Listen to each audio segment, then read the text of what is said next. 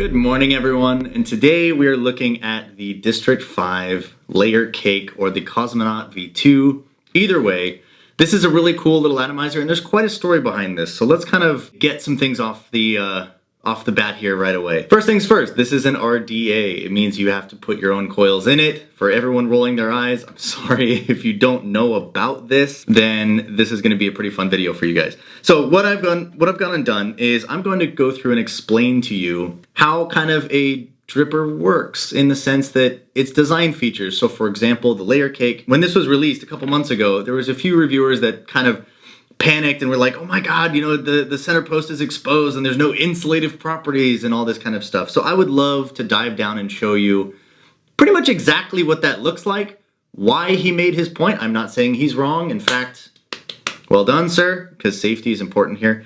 But let's look holistically at the current issue with any and all RDAs, drippers, rebuildables, things like that, and how that differs from both this one in its natural state and, of course, with the updated little insulator. So without further ado, guys, let's spend most of our time really in the details, showing you exactly what makes this dripper tick. So here we go. Looking at the dripper assembly, it's got a few different little things going on about it. There's this little golden ring, and I can actually spin this. It is free floating. You got your little drip tip here. And this is exactly the same as their one tips. You have the ability to change out this little bit. I actually really like that, but moving on. That is not why we're here today. Why we are here today is to talk about this in all of its glory. Talk about the deck, what makes it unique, what makes it cool, and specifically where they've had some hardships in the recent past, and what they've done to remedy them, and have those hardship remedies worked. This ring is removable with a tiny bit of force, and the cool thing about this is you can actually change the colors or the color schemes of what you're doing, which I absolutely love because I'm sort of nerdy like that. So moving on to the deck here. Now, as many of you know, there are a few components, and let me grab a little pointer of sorts here.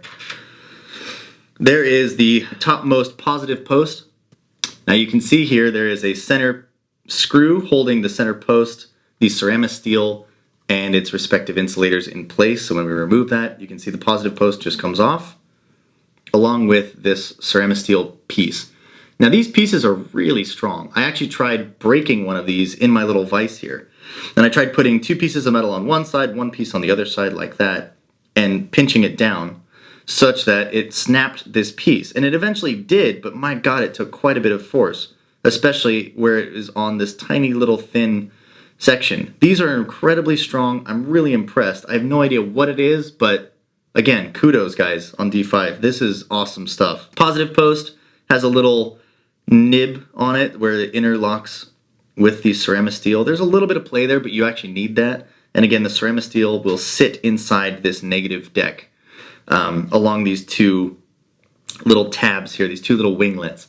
And what that does is it further keeps this from wobbling back and forth. Now, when the screw is in place and everything's together, there is just a tiny bit of wobble this way, but it's really not that huge of a deal. You do need that play, especially when you're clamping down some stronger coils, claptons I should say, because as the ceramic steel wants to move back and forth, it does need that room to be able to do that so it doesn't bind or anything.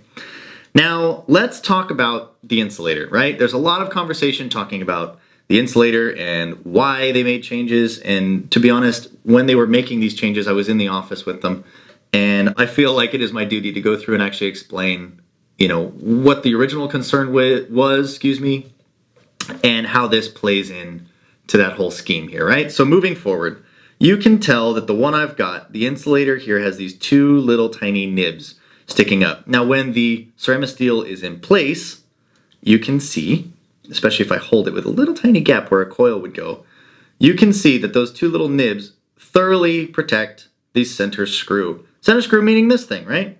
So if the center screw is in place, I'll just do that, and you have a coil, it is important to keep it on the outside of both of those nibs. Now, why is that important? Of course, it's insulation at this point, right? However, there was a little bit of backlash that D5 got because someone said that it was going to be, you know, less safe doing that, or you shouldn't have to pay attention to where your leads are going to be, you know, vigilant about your own safety when building an RDA, something that you yourself are responsible for. Now, while I'm not saying they were wrong, what I am saying is that that same risk is inherent in all RDA, rebuildable RTA, anything that involves, a pair of scissors, some screwdrivers, a coil, anytime that you're physically modifying one of these RDAs, it's very important that you go through the correct steps to make sure that everything is in place. Now, with this RDA, they were mentioning that if the leads are ever so slightly too close to that center section, that you could have some issues. Now, it is a valid point, I will mention, because typical pre-made typical pre-made Claptons have about a 6 to 7 millimeters inner diameter length to play with, this way where the leads are spread out. And if you're using a properly sized coil as such, it's not really that big of a deal. And I'm being honest here. I'm not saying this just to downplay, risk and safety. I am saying that if you're using a coil that is pre-made, bought, assuming you don't know what you're doing, right? You've purchased a coil, you've purchased an RDA, and you're going in here and you're going to make it work. It should work, okay? Now, with the center post exposed, yes, it is a much higher risk of failure or, unhappiness, shall we say, if you're using this and on your little device you click it 5 times and it just says atomizer short or resistance too low and you're trying to figure out what's going on. There is a possibility where one of the coil leads could have touched this positive post, or positive screw rather, which holds the positive post as such. So when that is the case, right, I'll do this here without the insulator so you can see what's going on. You've got your positive and your negative now separated by nothing. So positive lead goes under here, negative lead goes under here, and when it comes to keeping them separate, you now have these two little two little flanges here on the insulator that are keeping the leads outside and away, far away from that center screw. Now, this is a fantastic improvement, right? Not that the original one was any worse, you just had to be slightly more careful. This one here, as you can see, the original does not have those little nibs. So when you're going to place a coil in, you can see that again, it's nowhere near that center screw, but it is an option, right? So to go back and beat a dead horse, shall we say, this is one of my randomizers, so I am no longer exempt from judgment here, just so we're all clear, right? As you can see straight down, in the center there is a little positive pin, positive screw, holding the positive post in place. There is a insulative line of PEEK around the edge to keep them separate. Now, on this orientation of post setup, etc., the only real risk at this point is when you are putting your coils in as such, and you clip the other side. So when you clip the other side, a clipping could very easily fall down dead center and arc across the positive and negative areas. Again, this is not to say that this will happen. It just means that anytime you're doing modifications, you're building yourself an RDA, it is important to be vigilant about your own safety, because at the end of the day, this is kind of a little bit of an artwork. It's a piece of art that is, oh, look at me fall.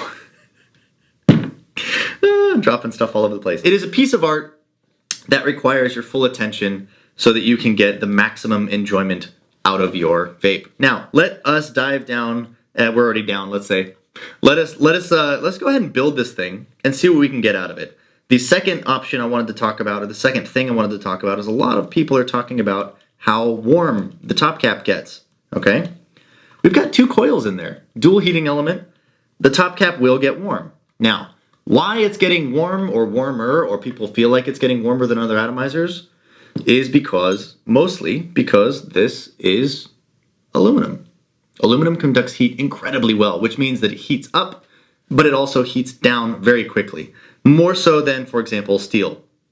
Steel will heat up on a slower curve and it will maintain that heat for longer because the curve kind of looks more like that, whereas the aluminum curve is more like this. So yeah, if you're chain vaping, the top cap will get a little bit warm. Now there's things you can do to mitigate that, and we'll show you here when I go to build this thing. Let me grab some pre-made coils and we'll come right back.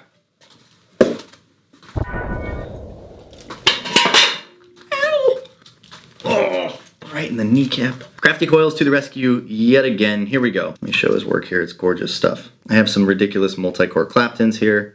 that are the correct orientation this time. So I'm going to use those, and let's get that started. So as I was mentioning, you loosen the center screw so that the ceramic steel and the positive post can float.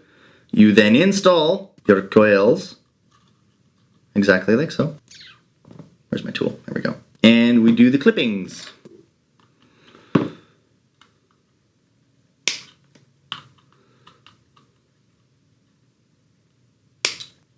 I don't know if you heard that. That was a good one.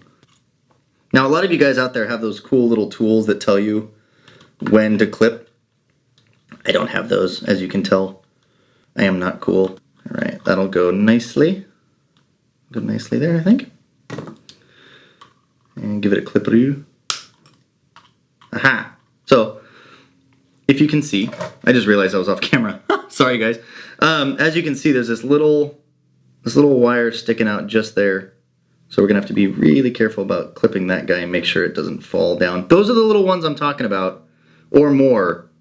These little clipping pieces.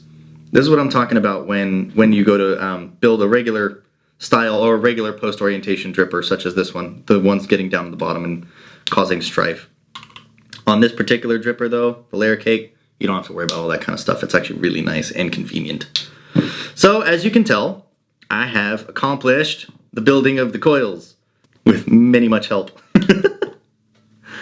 So that goes yonder, like so. Oh, come on now. There we go. Boom, done. Right? That's all she wrote. Now I'm going to cotton this up. I'm not going to bore you with all that part. And we're going to do some dry fire testing, and we're going to do some vape testing with this top cap. I am going to build these as close as possible to the post, trying to get the heat very centralized and allow as much air coming in as possible to cool not only the coils, but the top cap and the positive post. Now, because this is a dual layer sleeve, right? You've got your bottom piece, you've got your little top piece here, and this does have a fair bit of material in and above it. It will behoove you to, again, get all of the coils closest to that central hole as possible.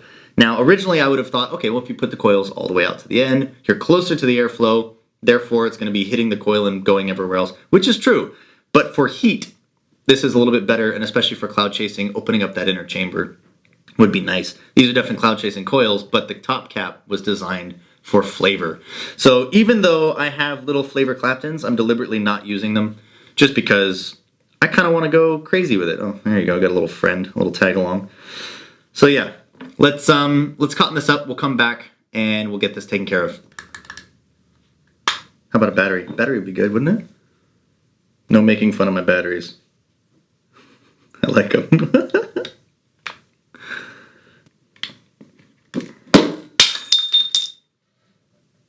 Okay, cut this out, Emerson. It's not interesting. Just or speed it up. Now for our liquid, we are using the white peach from Platinum, Superb, and JayBo. Of course, guys, I'm sorry, but I love my own liquid, and this is actually a new bottle too, so I'm really yes, I love that little click. I'm really stoked to be, showing you this and getting to experience it on camera, because this is one of the 3 flavors in the Platinum series. There's a white grape, a white peach, and a white currant. And yes, I'm shamelessly plugging. Don't care. It's delicious. If you haven't tried it already, please do. And I'm not just saying that because it's my juice. I'm saying it because it's actually really freaking good, especially if you like anywhere near single fruit flavors. We're going at what, 90 watts? Let's give it a vape.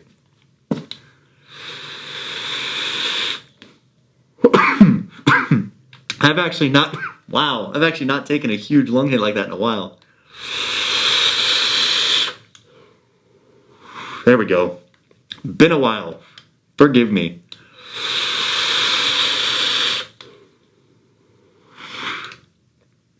I'm gonna go right up to the full 100. Don't mind me.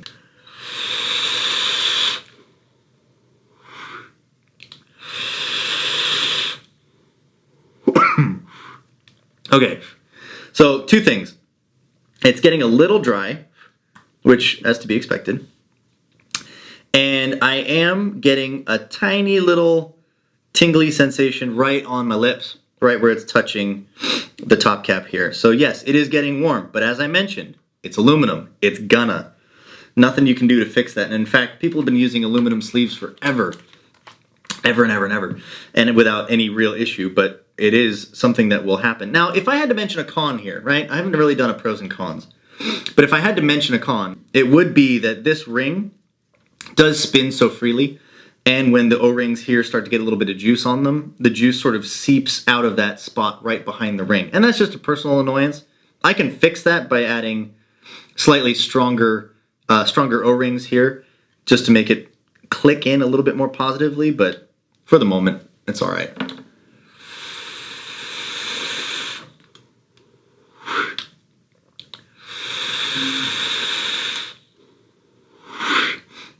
So to mention this, just in the time since I took the last few hits, took a break to drip, took the top off to talk to you about it, it's already down to a completely manageable temperature. Now, if I keep hitting this 8, 9, 10 times in a row, yes, it's going to get hot. These coils, they do get ridiculously hot just because of their nature. These Claptons get probably up to like maybe 12, 1300 degrees easy.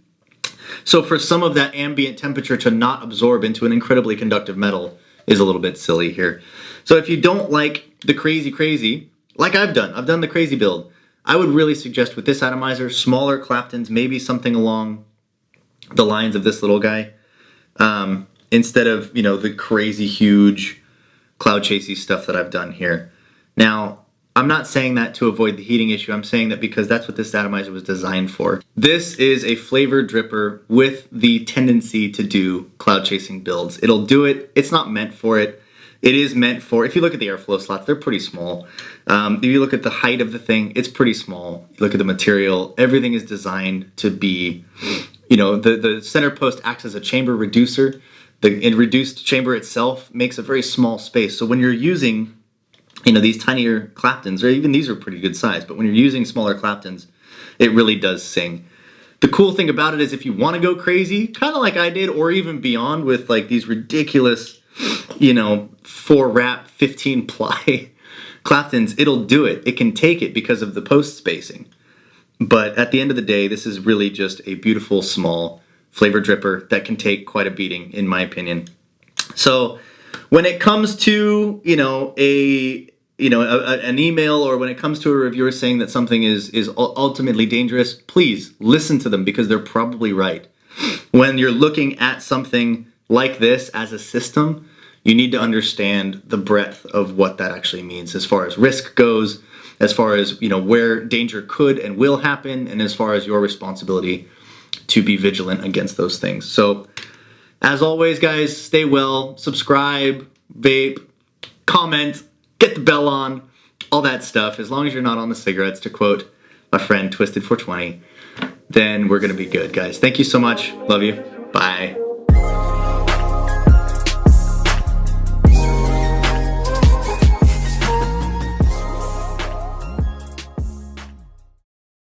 Wow, guys. Okay.